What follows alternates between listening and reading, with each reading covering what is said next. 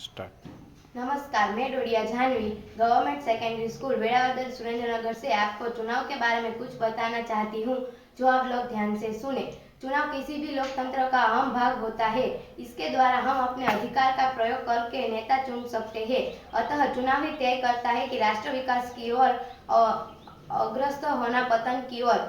भारत में पार्षद पद से लेकर प्रधानमंत्री जैसे विभिन्न प्रकार के चुनाव का आयोजन होता है।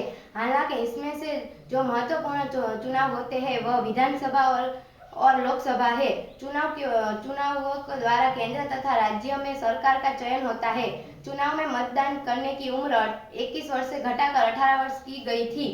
किसी भी लोकतांत्रिक देश में चुनाव का काफी महत्व होता है, और क्योंकि भारत को विश्व से सबसे बड़ा लोकतंत्र देश माना जाता है, इसीलिए भारत में चुनाव का अधिक महत्व है।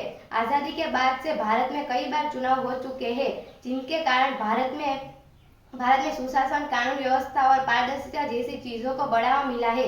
यह चुनाव प्रक्रिया ही है जिसमें दिन प्रतिदिन भारत में लोकतंत्र की नींव को और भी मजबूत किया है।